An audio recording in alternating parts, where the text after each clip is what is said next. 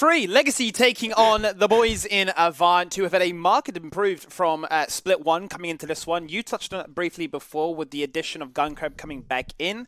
Was the Split 1 starter in the ADC role? I was expecting to see some crazy shenanigans, and you touched on it with the Ziggs, right? It's definitely becoming a meta where we're seeing the Ziggs and Syndra, especially in this part of the world, become a little bit more prevalent. And I wanted to touch on briefly just the fact that we've seen the Ziggs Karma come out from Avant. It only came out once, but the response from Legacy they've played once was the Syndra Bard. Now, I know what Ziggs and Bard can do together. You've got the insane combo, right? Tempered Fate, Mega Inferno Bomb, very little outplay potential there. So I'm wondering, I know we said we're not going to have that champion set, we're going to jump straight into it. Obviously, we're going to have a discussion about it once we're in there, but if those were picks that were considered or if they even banned away. Yeah, and I really think it's a great place to start the conversation, Skimmy, because even though we only saw it once Split 1, I think last year when Rusty was coaching Avant, he actually played a lot of mages down there in the bottom lane, and Guncrab is really good at mages. I think that he's a fine AD carry in his own right, but he does excel on AP variants. And when you have a look at what Chaz brings to the mid lane, especially if he's playing into Tally's tanks, he probably wants to be playing an AD carry. So this just, in my head, makes sense for Avant Gaming to go into the draft this way. Obviously, they don't have to do that. Guncrab still has played fast push style. He can still play things like Aphelios. But, you know, that's just what it screamed to me, because Violet has been the starter against the top 3 teams so far in this split, and I would have expected to see Violet get to have his shot against Raze, because we know that they played him against bottom 3 last split, Skimmy.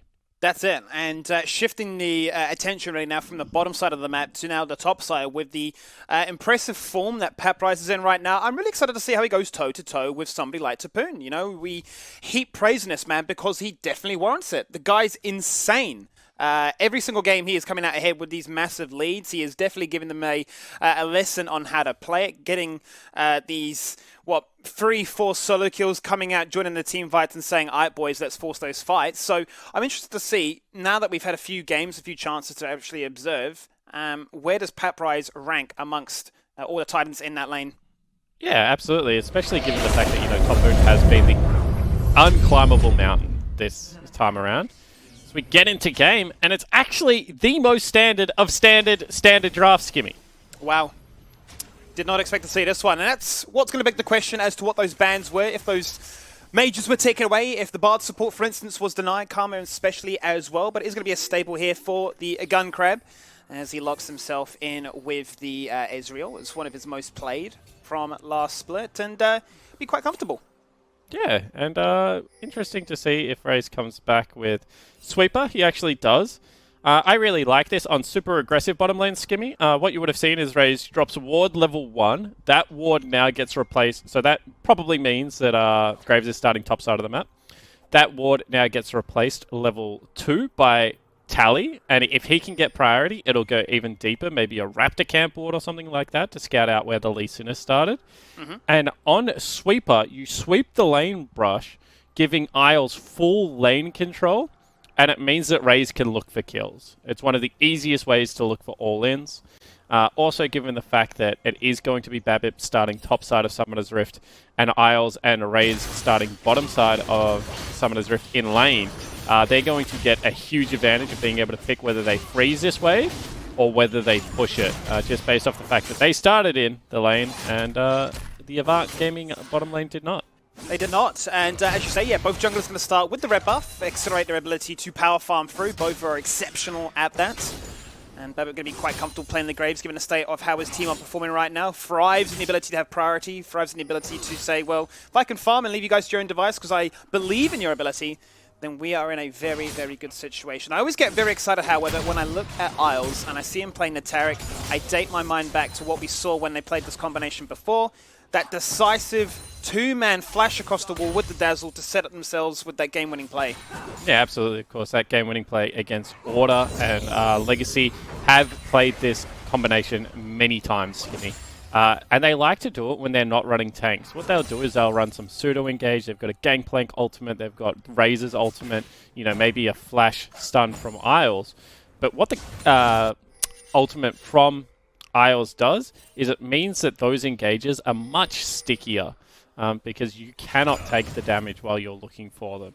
So completely agree. He's one of the few supports in the region that has shown that he has, you know, if you require a license to pilot a champion in the OPL, he has the license to pilot, you know, Taric when many others do not.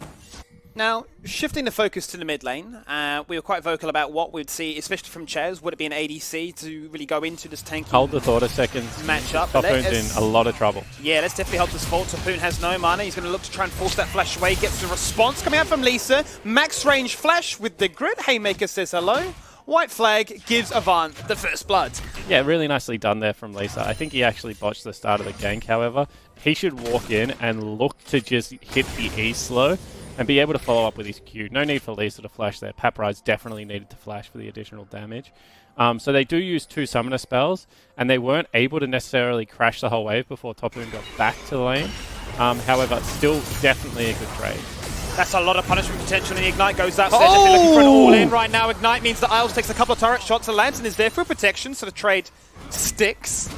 Okay, so that's what I was talking about, Skimmy. That's the brush control that you're able to get with a sweeper. They obviously knew that Gunkrab hadn't dropped his ward yet, so they hadn't had to burn it. But you can just see that Isles walks out of the brush and gets the stun into a couple of whacks. The things that people don't talk about for Taric is that every spell he uses, he gets this short burst of attack speed, and he autos really strong at the start of the game. You can see he was pumping out the damage. And that bottom lane is in nearly an irrecoverable position already, Skimmy. Look at the CS. Oh, it's insane. As if Kalista needed any more and of an a advantage. plate. Especially with this combo, this duo, these players, the level of this team. Not the welcome Gunkrab wanted back into this team. Definitely not. He's going to do his best to pick up all of the CS apart from one. But even doing that, he's down 13 CS and a turret plate. If he was to shop right now, I would say he would struggle to get his tier. Whereas if you look at the flip side, that's Boots 2 picked up by Mr. Quinny Colbrits, Raze, and certainly having a field day in this bottom lane. Also, top lane, because they couldn't crash that wave, that is also a big CS lead right now for Mr. Topoon, who's got himself a cull, so despite the first blood going across, it's actually Legacy in a gold lead. Yeah, he's going to be quite content with that one, looking to farm away and get that bonus at the end of it. And I'm glad that you touched on the Berserker Greaves. A bit of a unique variation in the conventional ADC route of items. Obviously empowers his ability to dash, stay nimble, and be the threat that Kalista possesses. But well, once we have a bit of downtime, I want to try and touch briefly on this mid lane matchup, because it's a bit of a new look here for Tally, right? We've seen him go with the tanks, Ornn being his most played. We've had his Galio as well. He's played this very supportive role, you'd almost argue, right? The Karmas, the Cho'Gaths, anything to try and play around his team. But this is potentially a new look of him playing carries. I mean, this is an old new look for him. When he was on order as a top laner, he played a lot of Corki. He was one of the few people that played top lane Corki, and also was able to lane swap into mid lane when we had a couple of matchups like Kiana that we weren't happy with. So he's really, really good on this champion. In fact, if you look at Tally historically, his whole playstyle has revolved around just let me scale and I'll carry the game.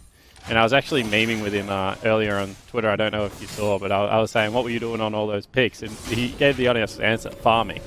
And he used to honestly say in reviews, you know, my champion scales, I'm designed to farm. Stop telling me to do things in the early game. However, a bit of a kill coming in here. Avant will definitely want to do things in the early game. The Cannon Barrage may just slow him down as the Blast Cone gets better out to safety. Now Lisa's in a lot of trouble. One jungler will fall on down, and it will be Avant. As the TPs come in thick and fast, and Isles gets slam dunked into a wall. He'll be the second casualty in this fight, but all things considered, it is a 1-for-1. Yeah, but they can't take Dragon. It looked like for a second they considered pulling set towards the Dragon and just starting that one up, but they've decided bottom lane too big, Skimmy, so can't go towards that. So whilst it's a 1-for-1, turret plating going down in the top lane, a lot of experience and creeps missed out again. That's Paparize using a TP advantage very well, Skimmy, you must say. He saved that play because it looked like it was going to be a bit of a disaster. But still, it's just Legacy picking up these advantages. And this is what they're known for. 10 CS in the top lane, 10 in the mid lane, as well as, what is it in the bottom lane now? Like nearly 20 in the bottom lane. And a couple of turret plates all around Summoner's Rift. They're going to get themselves first Dragon. Legacy, they don't beat you in a flashy way. They just grind you out a lot of the time. And looks like Avant not enjoying the grind so far. And I think from what we learned yesterday when Pentanet really pushed them to the edge was that Yes, you can achieve yourself a very strong early lead. Those first 17 minutes could go your way with Herald's Dragons, you name it. But I think Legacy do it better than any team in the OPL right now. They have this really crazy ability just to stabilize in the mid game and just extract maximum value from a recovery Baron. Yeah, completely agree with you. And they made that decision that they weren't going to win the game off the Baron, that they were going to look for, you know, those 4 outer turrets that they were able to pick up. However, I do like this swap coming out from Avant. They were losing both sides of Summoner's Rift. Now Babip going to face check. He is going to spot them out there with the sweep of that. Doesn't prevent the Sonic Wave from connecting, as he will be bullied on out. Chaz did not decide to go for the execution. Didn't have the summoners to facilitate the mobility to potentially get that, but this red buff will definitely go the way of Avant. I honestly think he maybe should have died there, Skimmy. Red buff was still being applied, and he got red smited as well. Whilst he is a very speedy boy on the Grave, I think that Lisa was in range to keep hitting him. Maybe didn't want to chase into something like Tally in the brush or something there, so you can understand why they just take the little win. League of Legends sometimes is all about the little wins, especially if you feel like you scale well.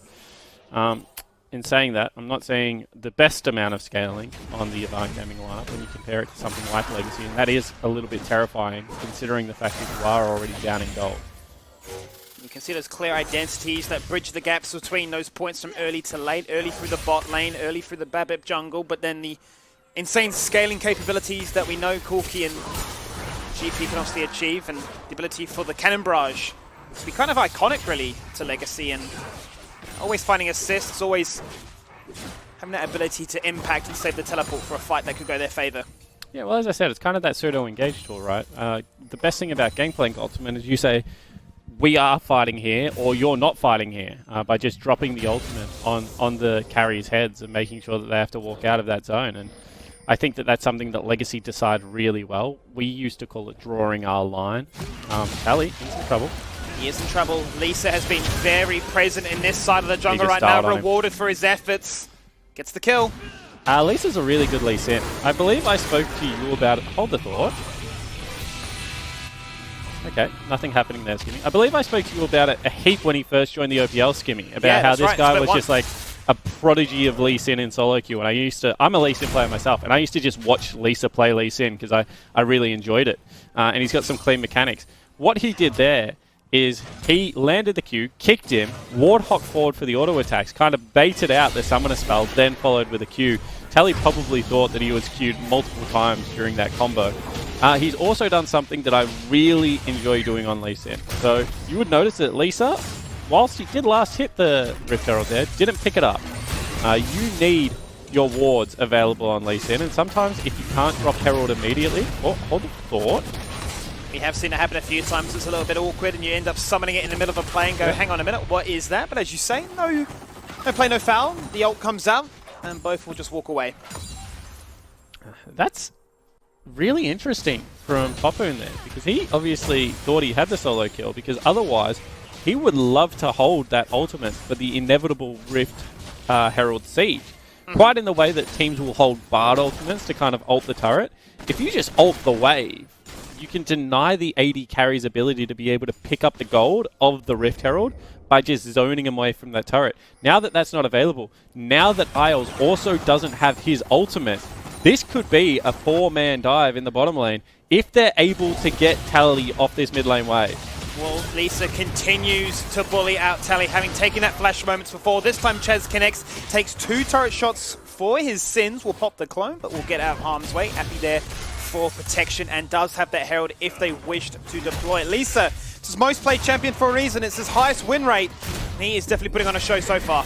Yeah, he's putting on a clinic of actually how to jungle. Need to be careful here, however, because they do have the Legacy bottom lane heading up river. Chaz going to play for the Herald, really nicely done, so he will actually get the gold. And I'm impressed by Avant so far, Skimmy. Mainly off the back end of Lisa, but that is a wave where Tally shouldn't... Gunkrab. Gunkrab in trouble.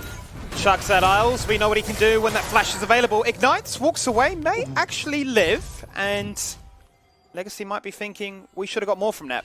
Yeah, definitely should have got more. That's a misexecution from the Legacy bottom lane. I would say definitely should have been dead there, Skimmy. However, well played to be able to live. We'll give a couple of CS away now as he has to run back to lane without the sheepish summoner spells. But what I was going to mention is that mid lane from Tally, he knows he has to fight for control of that wave because he's seen 4 people in bottom side forest, and he knows, okay, if I give up this wave and just allow LeBlanc to push for free, she's going to be able to walk bottom and take over bottom lane. So I have to step up and, fight here. And then the fact that Lisa has read that really well, called Appy into that play it looked like, because Appy kind of abandoned bottom lane and went towards the mid lane play, and successfully executed another dive to be 2-1-2 in this game. In my opinion, is just really great League of Legends so far. Lisa and Chaz continuing their hot form from yesterday. They definitely showed up then. They definitely had their opposition's number, and they are once again continuing to merit that level of performance coming into this one. The question mark was obviously going to come around that top matchup as to how Paprise would go against the likes of somebody in that top poon, but then he's done well. Would he have that kind of flexi pick? And as it stands, absolutely. The gold lead's really for Avant as a whole. Not a big one, but you can see that they are in both the jungle and mid. Yeah, but the thing is that this is a terrible lane matchup for Sett. This isn't like slightly bad. This is nearly unplayable, Skinny.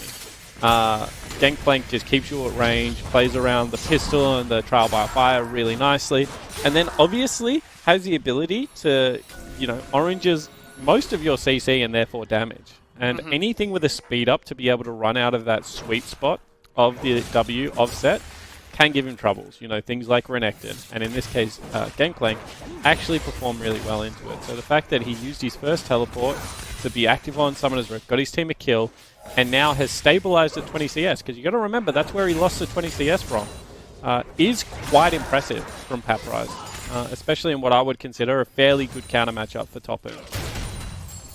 Actually watch his pre-game interview on social as to how modest he was coming into this one, respected the opponent, respected their power level, and said, look, it's not going to be an easy game by any stretch of the imagination. I want to see what I can do going into these members, and as you say, definitely giving them a run for their money at this stage of the game. 15 minutes in on the dot, the gold is dead even, but it is Avant in the driving seat now, threatening to take the very first tower of the game. Teleports are available, however, as is... Okay, they don't go for it. I was going to say, as is the Cannon Barrage. Topoon had hit level 11, could have dropped it on that siege. Will not look for it. Paprise, however, will lose his bottom lane turret, and he's already up. He's hesitating. Dammit looking for it. He's going to open up there with the smoke screen. Going to get slam dunked towards his own tower as an exit plan. Grit comes out. Haymaker does a fair bit of damage. He will still walk away with his life intact. And well, there was one call in the top lane there for the GP. That's been completed. Tally evens out the mid lane that fell on down by taking bot turret, and he's also content just farming away with that blade. Yeah, and I think that Legacy would be thanking their lucky stars that this early game hasn't gone a little bit uglier, given the fact that there is a Lee Sin and LeBlanc being really active on Summoner's Rift. And as you mentioned, it's just those farm values in the double kills that have kept them in this game. And, I mean, I always talk about Cloud9 when I talk about this, Skimmy, but sometimes you look at kills and you think, wow, Avant, so far ahead, 3 turrets to 1 or 2 turrets to 1, so far ahead. Then you look at the gold and it's a little bit deceiving. But you got to remember that sometimes it's deceiving for the players too. Sometimes the players are saying, maybe we can't fight because we're 2 turrets to 1 and we're 4 kills down. Like, sometimes players lose track of the gold themselves. And, in those stages, it's always important to just look at the items, look at the relative power of the two teams. And Ezreal is exactly where he wants to be right now. He's on those 2-item spikes. He's skip boots to get there. This is something that players like Uzi used to do all the time. Violet in the OPL used to do this all the time. Skip boots, it's 1100 gold for only 10% CDR and movement speed.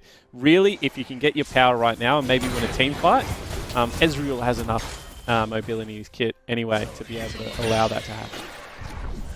The flip side of that, to play devil's advocate though, Spawn, would be that we now see GP have a Trinity Force purchased in one flat go. That's a massive spike obviously there for Tapoon. Could definitely be a driving force to say, Dragon up in a minute, we go for that one.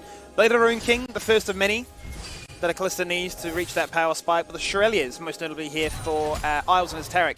The initiation potential now, the insurance policy of I can run in, make a flashy play, receive the Fate's call, and get out. Yeah, and I think that Legacy aren't weak by any stretch of the imagination, but they are definitely not ready to fight. You have a look at kind of the LeBlanc strength versus Corki. Corki hasn't even upgraded the Manamune yet. That's where majority of Corki's strength comes from. You have a look at, the 2 items versus 1. Even if Raze does have boots too, and Gunkrab has no boots, So I would say that Legacy probably give this Dragon, Skimmy.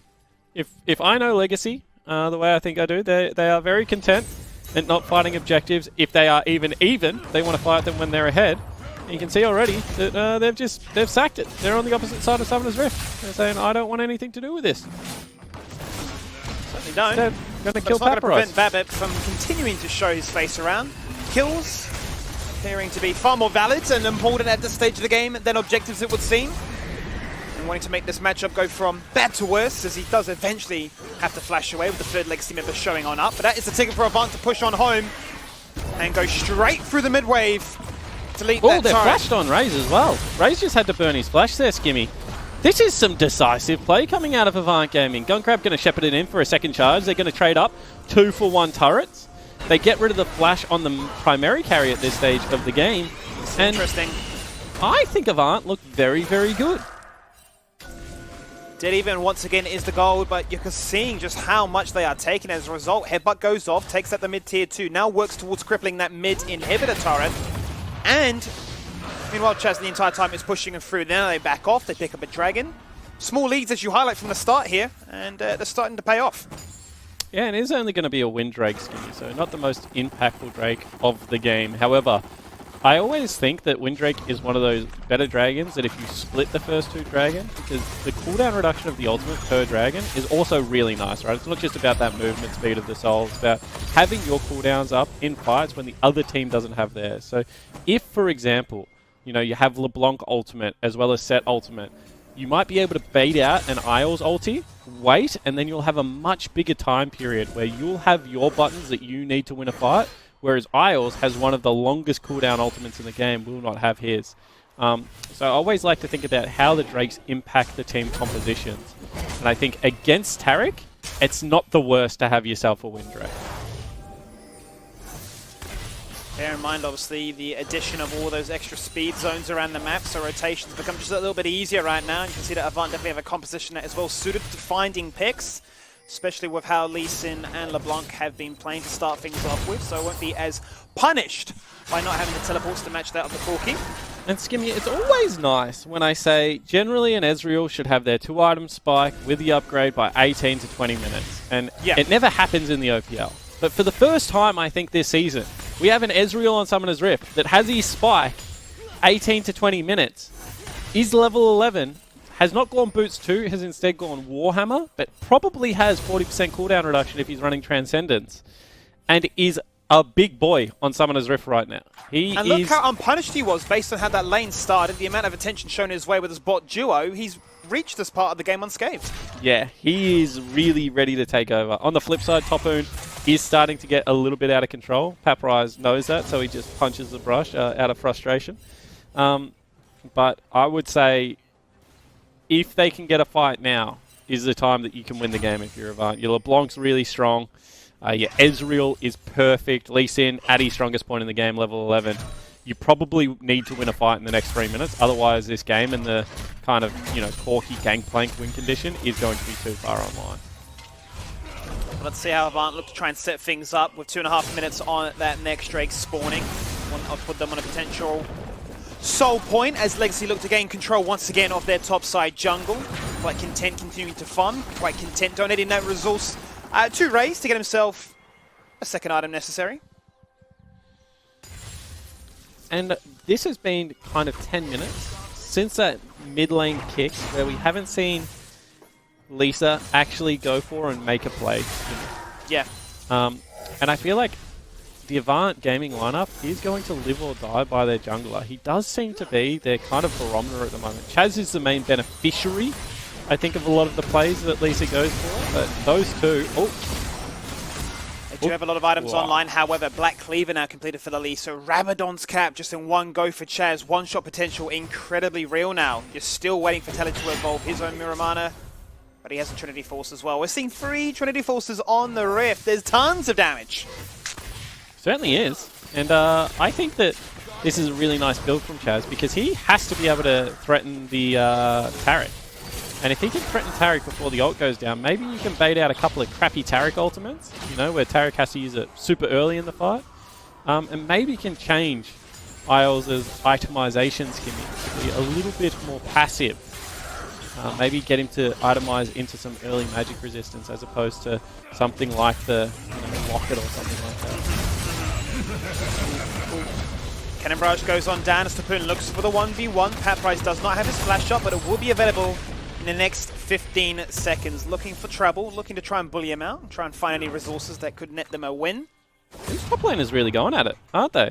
Even Certainly though are. he's 40 CS down, you got to really respect the fact that Paprice has baited out a couple of these Gangplank ultimates. Gangplank probably getting a little bit frustrated because at this stage of the game, if I'm, pretty much Essence Trinity Force, I would think I would be hard winning this matchup. But in the last couple of minutes, it's come back to 30 CS Skimmy, and Paprice starting to try and build some momentum in this game again.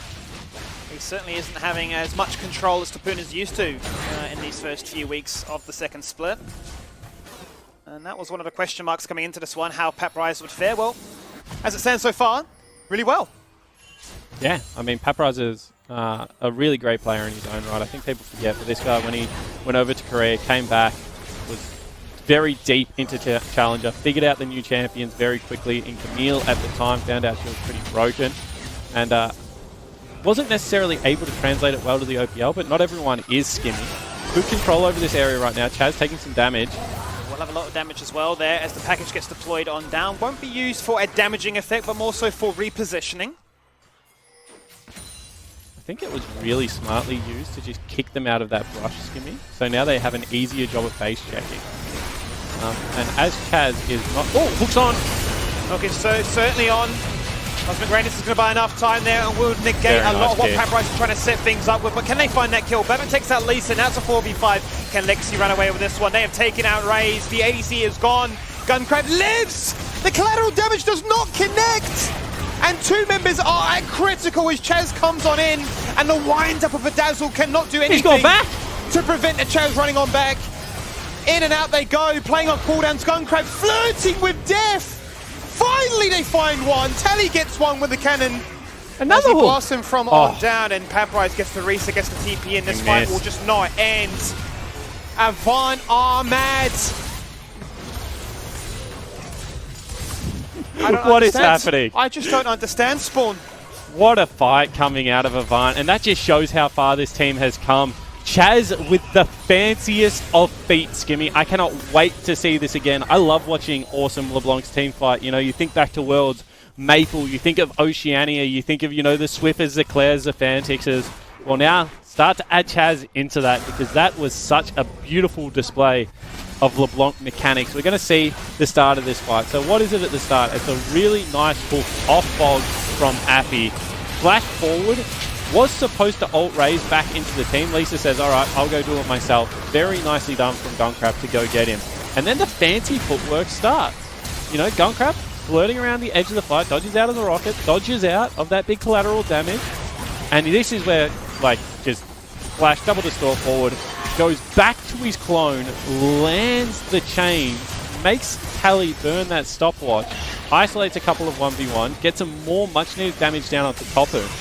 And then as you watch this fight continue, Paprice kind of went from them both. When you really have to decide to go for one here, in my opinion, Skimmy. But just the power of set in the current meta, turns around, pops him in the noggin, gets Guncrab another kill off that red buff. Absolutely insane there. The ability to play what I want to call piano gaming, of dodging out skill shots, almost volleyball gaming in a way, or dodgeball gaming probably is a better term, of dodging out skill shots, living on 10% and saying my cooldowns are back, now we can look to try and force a fight. Very, very angsty moments there, but it pays off. High risk, high rewards, and that's going to give Avant a chance now to try and bridge some gold lead in their favor. Up by 1,000 as a result. That's going to give them the confidence and the ability to try and set up this Baron, but I have a funny feeling they're looking to try and turn as the hook goes out, will not connect, and they'll just disengage. Yeah, I mean, off the back end of that fight, what we saw is that Legacy was still the team to pick up the Dragon, right? So no soul point. Avant still know that they only have this short window in the game where they're going to be as strong, so they need to get something done here. Oh, very nice. Certainly is. Oh, Kick once what a again. kick. Stun, Cosmic Radiance will have been enough time. Tarek makes everybody invulnerable. Now can they find a kill? They certainly can. 1 and 2 collateral damage. This time will connect, but it won't be lethal. As Isles looks to try and land that stun, the tower falls, but he falls on down regardless as Chaz from the sideline with all this AP is deleting anyone in his sights. Yeah, but that was once again a very strange fight as Ray's going to take a lot of damage, but not lethal. You could see that the mechanics are there for Avant, but they didn't have inside track. They needed to wait for Chaz to join that fight. They fought it 4v5 against Skimmy. They had the turret helping out, but when you got, Topoon, who is quite tanky, Babip, who is quite tanky given the fact that he is a Graves, you have to really make sure those fights are the winning fights at this stage of the game. And they are just trading evenly right now. And if you have a Corki and a Gangplank on your team and you're trading even, I think eventually you will win. Avant need to really pull the rabbit out of the hat. Maybe at 6 items, however. The one thing I will say, because I've been thinking about it the whole game, Corki really good as a champion. But maybe at 6 items, Ezreal just as good as a new Dead spam. Because he's really hard to kill. He's obviously got 40% cooldown reduction. At that point, you probably give him, red and blue just to be able to keep him full mana, full health.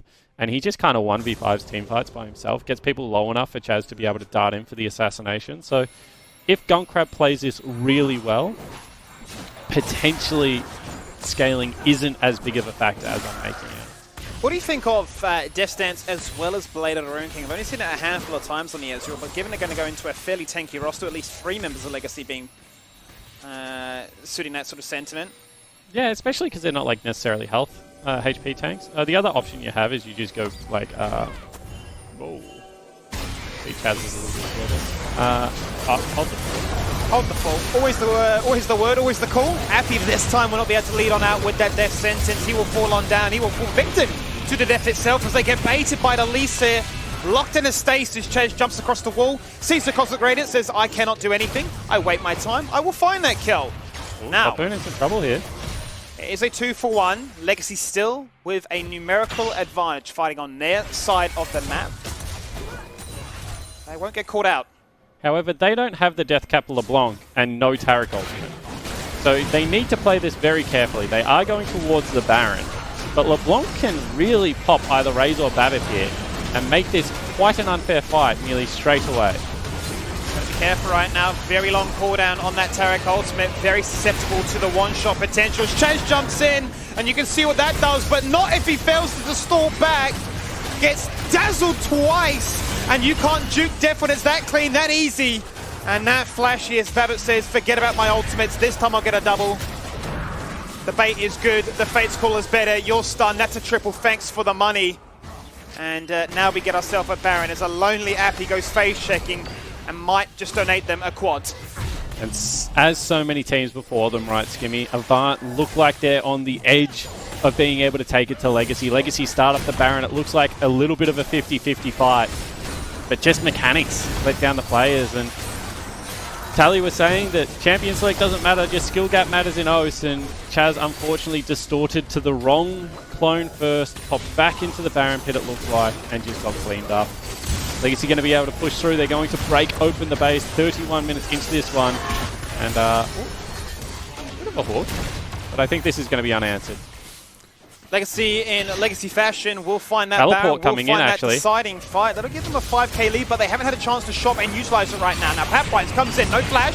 Will go for the ultimate. Cosmic Radiance timed out perfectly. Cannon Barrage to try and prevent the members of Avant flooding on through to that choke spot. Topoon will find one. Chaz zoned away, very low, cannot re-engage. Has to wait for a member to be low and left to their own. The Gunkrab is sniping from afar with these Mystic shots. They were landing, but he can't afford to get any further into that fight. And that might get them a Dragon, Skimmy. You can see that right now, Legacy going to be in full recall mode. And not going to be able to stop Tally there, but we'll be able to get vision of him. They do have enough time to take the Dragon and get out of the pit. Mobility of Lee Sin and LeBlanc going to come in clutch here. So Avant's still fighting. And once again, it's just this LeBlanc pick. I think it's so smart against the Taric because it means Isles has to play flawlessly. And he's having a pretty good game so far. But it is definitely worth a look every single time Chaz goes in.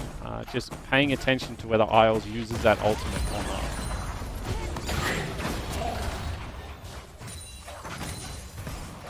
Well, Avant definitely set themselves up with a condition, something to play for now. You're either looking at a Soul or you're looking at an Elder. If the game is even allowed to reach that state, as I alluded to before, for Legacy in their traditional fashion. When they have the Baron, they extract as much potential as possible from it. They run it straight through mid first. They can pick up that inhibitor with no contest. Now they turn their attention to the top side. Bottom is left to its own device. Flash was available, but Isles won't be that crazy just yet. The response from Appy is, "I'll death sentence, and I'll play." And, well, okay. I don't think we even need a replay on that one. Chaz is dirty. Now you see me, now you don't, says Tally. Just a little bit of a magic trick. That was disgusting. Merc Treads aren't going to save you against that. Zonias, Ludens, and what? Rabs? Yeah, good night. Yeah. He also, I mean, it's not just the Merc Treads, right? He has himself a PD as well. He's a fairly defensively itemized Corki. You can't get really all that much else in the build. Ooh, Graves. This is a very spicy game, Skimmy. Certainly is. That was a surefire response to make up for what happened in the Baron pit only moments before. And Avant as a whole look like a team. Are we going to hit a game with full items? That's what I'm starting to wonder. Oh, yeah, definitely. I think there's, like, I mean, in traditional, like, modern League of Legends, this is full items, right? No one really talks about Ezreal past 3 items. The fact that he's got himself a Last Whisper, that's just a bonus at this stage. Is it actually doing him all that much? I would argue not. There's not all that much armor picked up on the side of Legacy right outside of the Graves. But I think everyone's exactly where they want to be in terms of itemization. Now it just comes down to execution. And that's what I was going to say. I think Avant as a team have kind of founded their identity. But how do we execute? Well, we execute only if Chaz and Lisa are on our screen. Otherwise, we just hold down the fort. We play really solid League of Legends. And honestly, I think it's working wonders for this team. What looked kind of directionless, a lot of split one, now looks very, very much on the same page. You know what's so interesting for me, Spawn, is they've retained that identity from Split 1 of being aggressive, trying to make things happen, but it was always at the expense of something. That could Correct. be map pressure, that could be objectives, that could be farm. They seem to have patched up so many of those weaknesses. They've got this clear understanding of this is what we need to do, this is what we're willing to sacrifice, this is what we're willing to get, and, you know, they are definitely challenging the best right now. They're, once again, putting Legacy in an uncomfortable situation. Yeah, and I think that's why it does look like it's a little bit more focused, because if you're only doing it around specific members, you know, in a 2-on-2, 3-on-3, you know, up to the 5v5, then you're not going to fail a lot of the plays on the opposite side of the map. And what I mean by that is if your mid goes for a solo kill and your top goes for a solo kill and you lose both of them, you kind of look silly.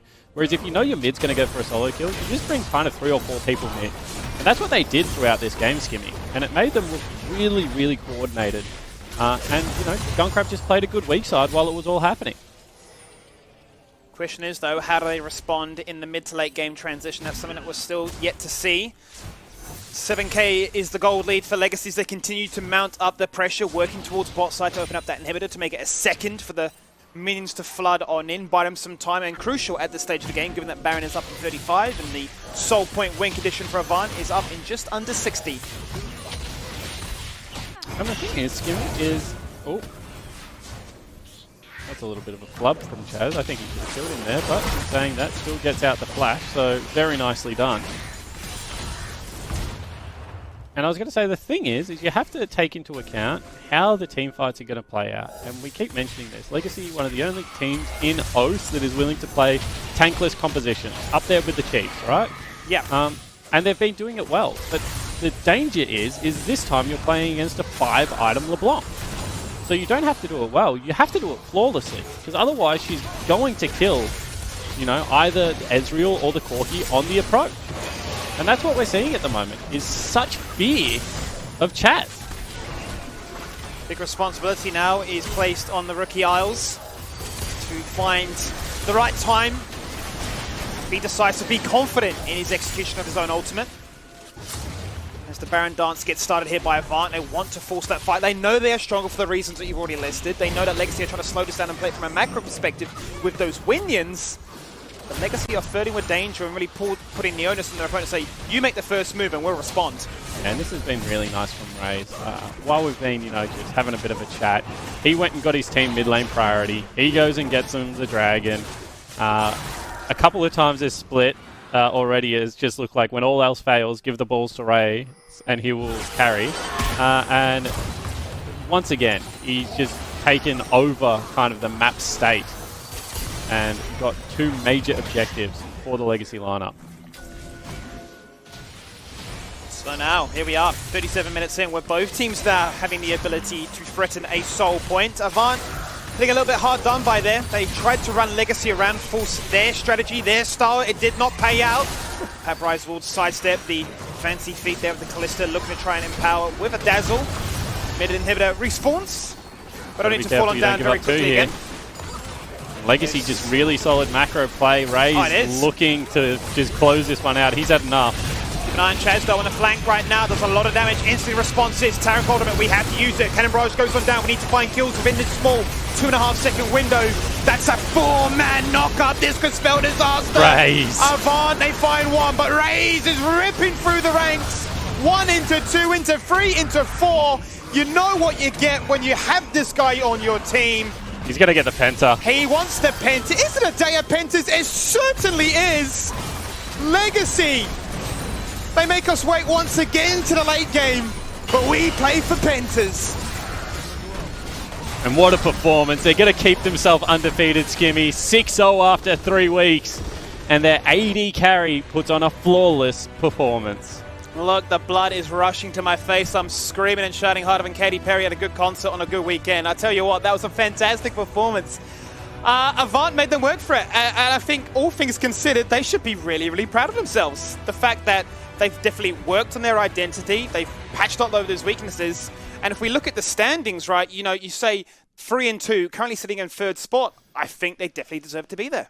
Yeah, they're in the mess. What is it? It's Legacy Chiefs, the mess still, I believe, is the current standings of League of Legends in Oceania, Skimmy. They certainly deserve to be in the mess, maybe a little bit above, but Legacy at the moment. You know what? They look like they've been challenged twice this weekend, but have they actually looked like they were going to lose the game? Have Creep Waves ever been on their half of Summoner's Rift after, 25 minutes? I would say no. Still proving to be the kings of Oceania. Certainly are. And we have one final game to close out the 3rd week of play here in the OPL. It's a big one. We're running it back with the semi-finals. It's the Chiefs taking on the Direwolves.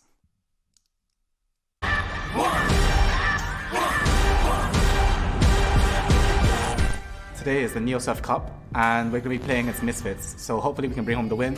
NeoSurf is simple, safe and secure. You can go to your local shop and get a voucher code and use it online, preferably to buy League of Legends skins. It's got it! This is deadly! It's got it!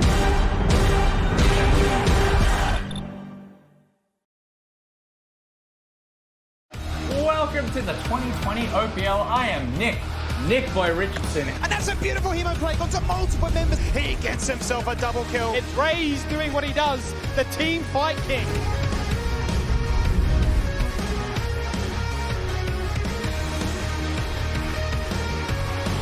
We love everybody. We love the OPL. If you're craving the taste of your favourites, head to Macca's for a fast, safe and contactless drive-through experience. For your Macca's run, contact free, we'll be here.